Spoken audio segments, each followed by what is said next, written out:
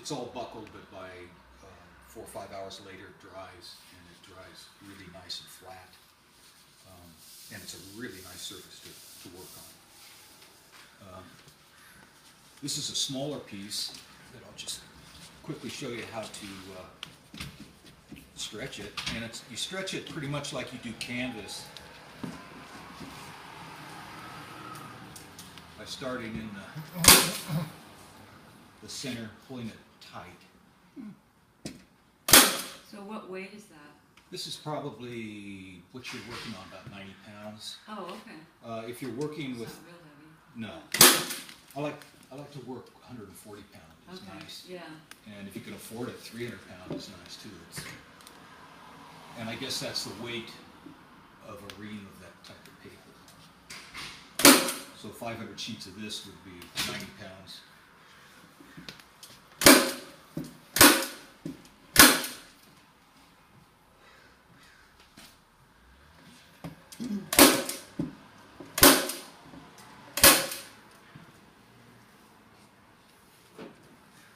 One thing you have to do when you're stretching the watercolor paper and working on paper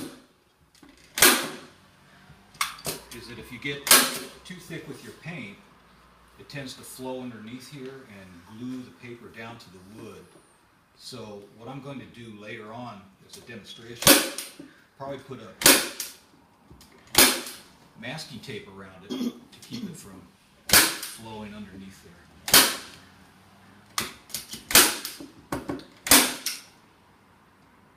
So you're covering up a previous painting?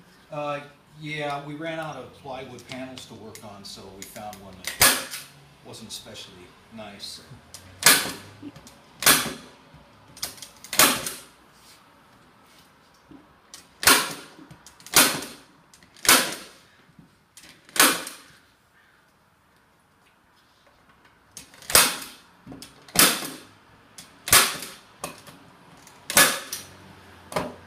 All right, in a couple hours, this should be dry enough to work on. And then from there, you can either use gesso, cover it with gesso, like I'm going to show you with the panels, or you can work directly on the paper with the acrylic paint. If you're using oil paint, I'd recommend putting some gesso down, because the oil in the paper is not really archival after 100 years or so. So this bubble will go away? Yeah, that should dry completely flat. These are the panels Sandy gave Suzanne, and it's a plywood. And you can buy different types of this wood, Home Depot, Lowe's. They come in generally a 2 by 4 foot sheet, or you can get larger sheets than that and have them cut up. This happens to be 12 by 12. It's a nice stable surface to paint on. This is medium density fiberboard, and I do a lot of painting on this. And it's like masonite, but it's untempered. Tempered masonite has an oil, so if you get masonite, it's the dark brown. Oh. You don't want to use that because gesso on top of that will tend to flake off and won't adhere very well. In either case, either panel you use, you want to sort of round over the edges just a little bit with some fine sandpaper and round the corners, because paint doesn't like to stick to a sharp edge. And then you want to just kind of scuff up the surface, gives you a little tooth to work on.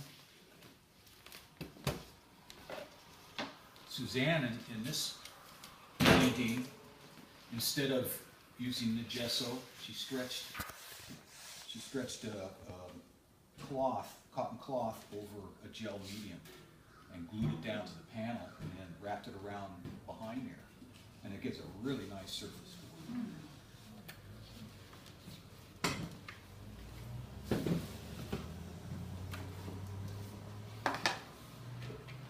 Now the modern gessos are mainly acrylic. Back in the Renaissance, they would prep canvas with rabbit skin glue and use a marble dust and various mediums to go with it. But this is so convenient. A lot of different ways to gesso a panel. Some people just like to use a horizontal stroke. Some will go both ways. If you don't want any brush strokes, you can use a very fine roller, you know, one with a low nap, and it'll just kind of put a stipple kind of texture to it. I like random brush strokes.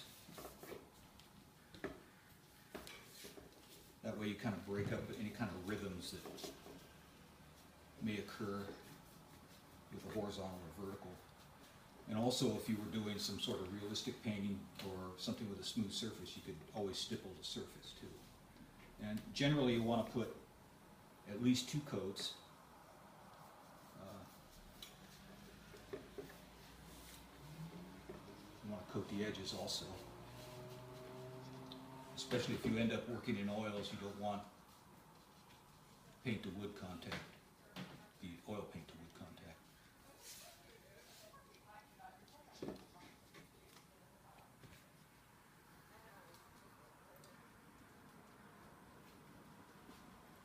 And what you want to do is put 1 coat on and then let it dry, and then take a very fine sandpaper and just kind of sand over the burrs that form. Now this, some of the grain will lift up and it'll be kind of a feathery, prickly surface. So when that happens, when the first coat of gesso is dry, you just put your fine sandpaper over the top of it, make it smooth, and then the second coat goes on real easily. Some people like to use a thicker gesso on canvas, and they'll actually put it on with a spatula instead of a paintbrush. It's almost like putting a plaster over the top of the canvas. The acrylic is fairly flexible, so there shouldn't be any problem with it cracking.